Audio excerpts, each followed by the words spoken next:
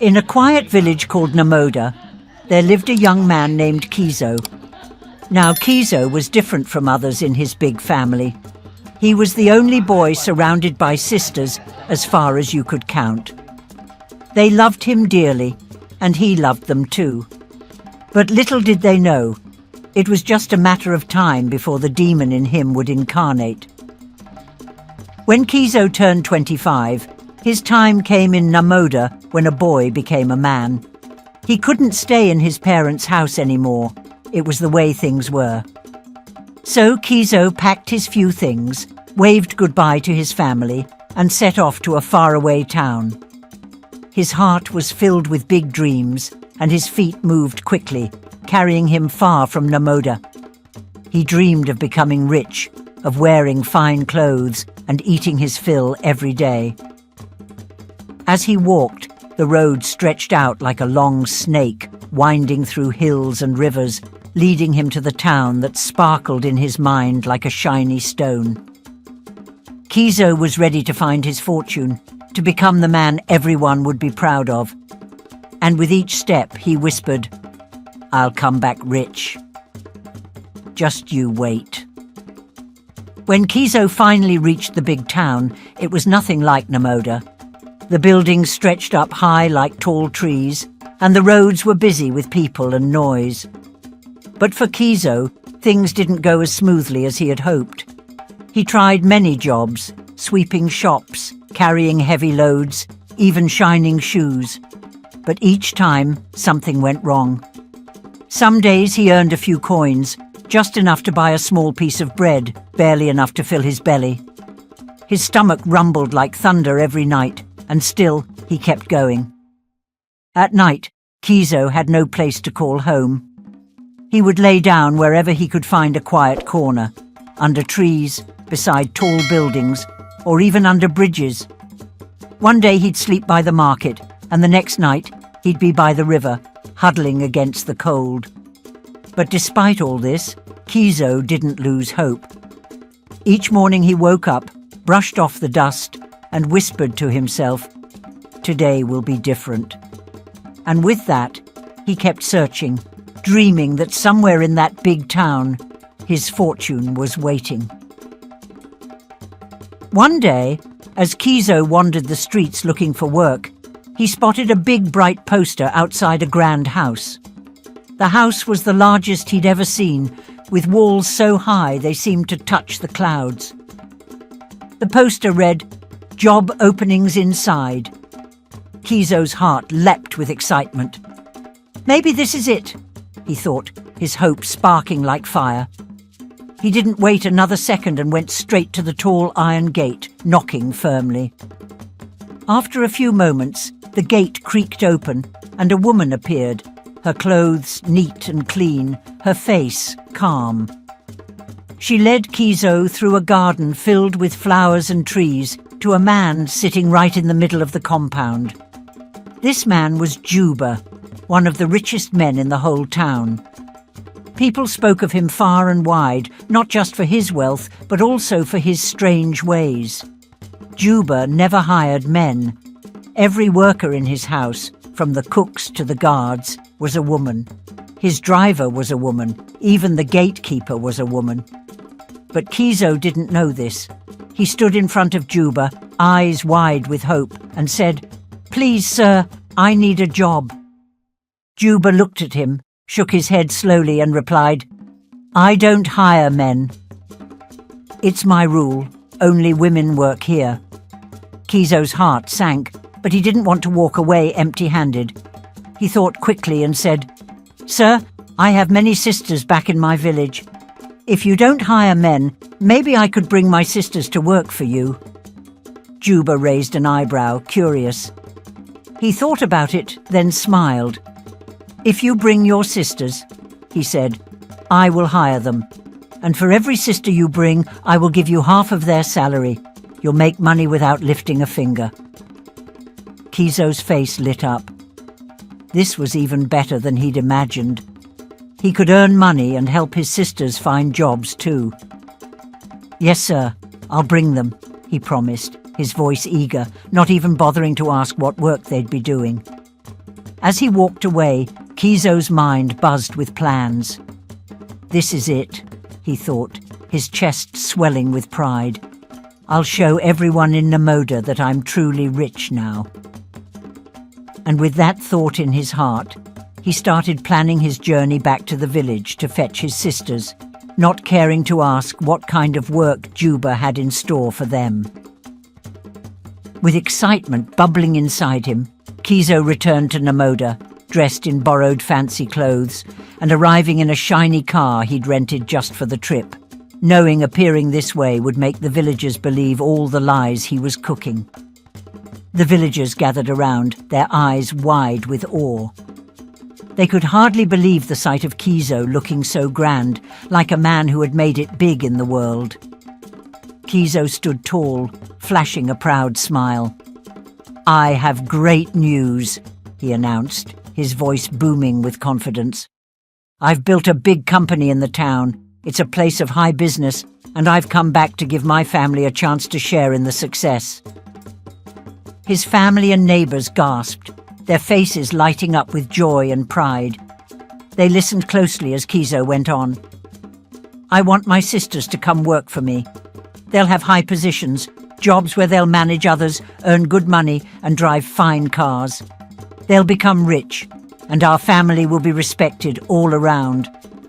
The villagers looked at each other, nodding with approval. Kizo's parents were beaming, thinking their only son had truly made a name for himself. His sisters felt proud, imagining the bright future ahead. No one doubted Kizo's words. They all believed he was telling the truth. "Don't worry," Kizo said, his voice smooth and sure. "Your daughters will be in safe hands, and they'll bring honor and wealth back to Namoda." And just like that, Kizo had convinced everyone. The village was buzzing with excitement and pride, and his sisters were ready to leave with him. They packed their belongings, dreaming of the new lives they'd live in the big town. Kizo, hiding his true plan behind a smile, led them away, confident that no one suspected a thing. When Kizo arrived at Juba's grand house with two of his sisters by his side, the sisters looked around, their eyes wide at the towering walls and fine gardens. They thought they were going to a place of work, a place of honor. But Kizo hadn't asked a single question about what jobs they would do. He was only focused on the promise Juba had made to pay him well for each girl he brought. Juba welcomed them with a sly smile. He didn't say much, just nodded, and motioned for the girls to follow him inside. Kizo didn't hesitate. As soon as he handed his sisters over, he held out his hand, eager for his payment. Taju gave him a bundle of cash, more money than Kizo had ever held in his life. Kizo's eyes sparkled as he took it, not caring where his sisters went or what they'd be doing. Pocketing his new riches, Kizo set off for the village again, this time with bags of food and money enough to dazzle anyone who saw him. When he arrived in Namoda, he gathered his family and neighbors around, showing them the money and gifts. "Your daughters are doing well," he said, smiling wide. "They sent this as a sign of their success. Soon, they'll bring even more wealth to our family." His parents and the villagers looked at the gifts with joy and pride, believing every word Kizo said. No one questioned where the money or food had come from, and so, with their trust secure, Kizo's plan continued. He had delivered his sisters to Juba, but his thoughts were already on the next trip back, knowing he could bring more girls and make even more money without anyone suspecting the truth. With the success of the first trip, Kizo became like a hero in Namoda. The villagers were so proud, seeing how his sisters were doing so well in the big town. Families began to approach Kizo, eager for their daughters to have the same chance. "Take my daughter with you," they'd say.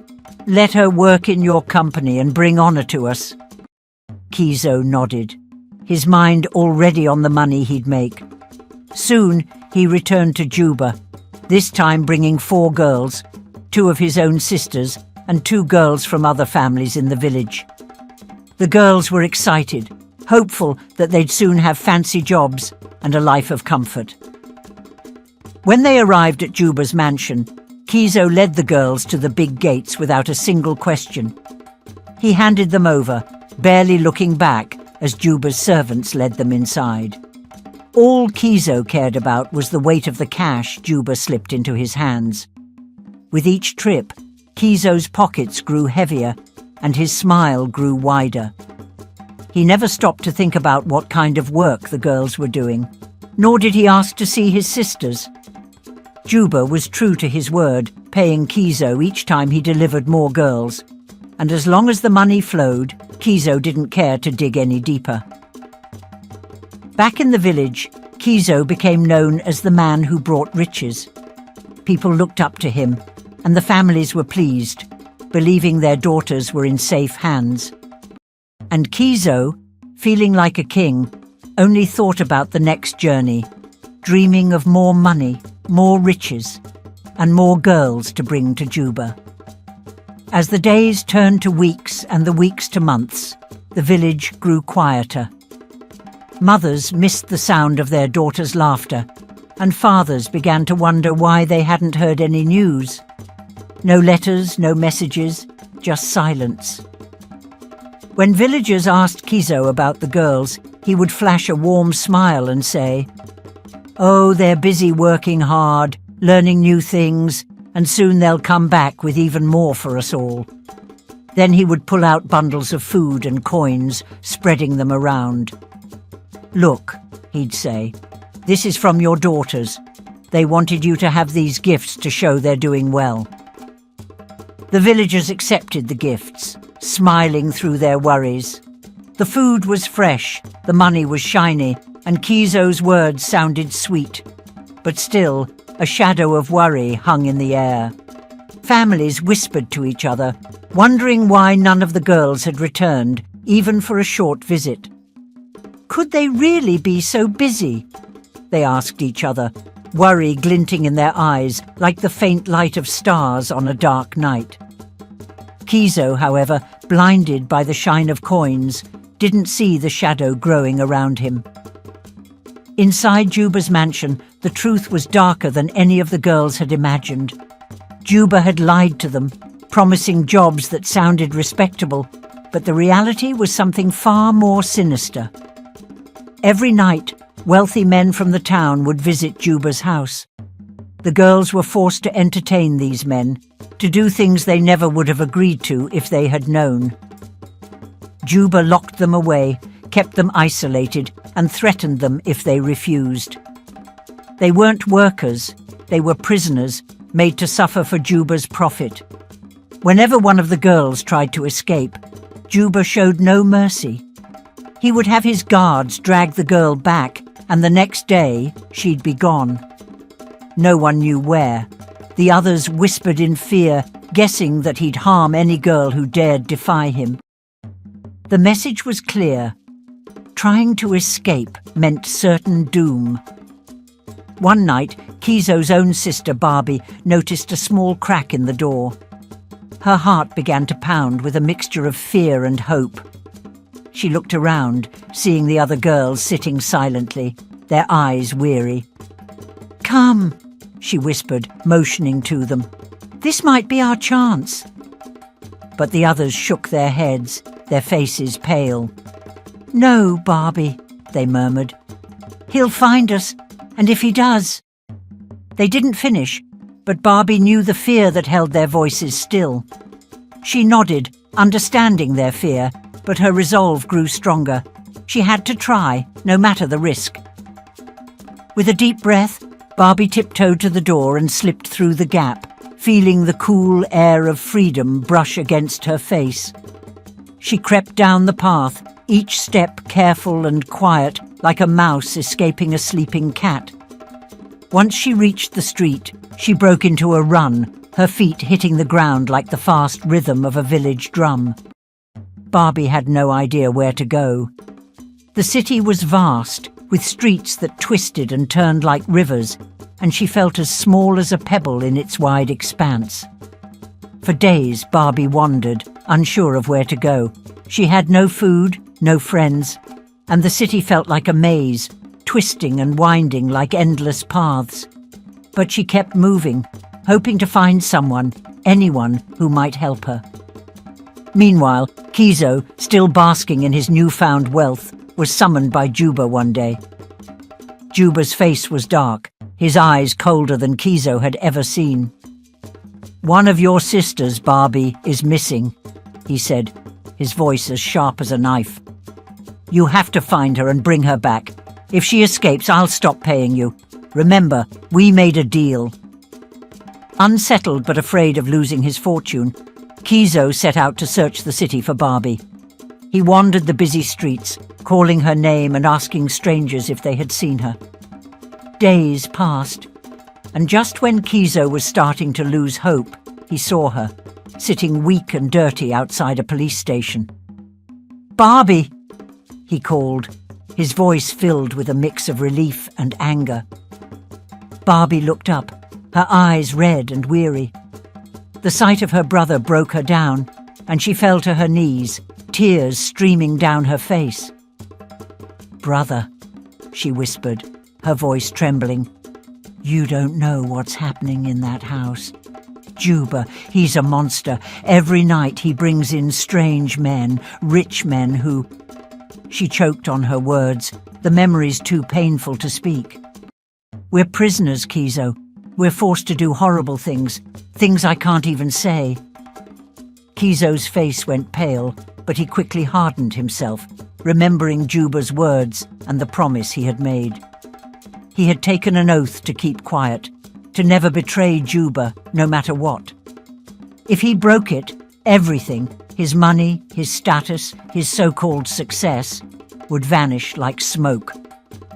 He took a deep breath, steadying himself, then reached down and pulled Barbie to her feet. "Come on," he said, his voice low and cold. "We're going back." Barbie's eyes widened in shock, her hands pulling back, but Kizo's grip was firm. "You don't understand," she cried. "You can't take me back there. He'll kill me, just like the others who tried to escape." But Kizo, blinded by his greed and bound by his promise, ignored her pleas. He tightened his grip, and without a word led her back to Juba's mansion, his heart heavy, but his mind fixed on the money he feared losing.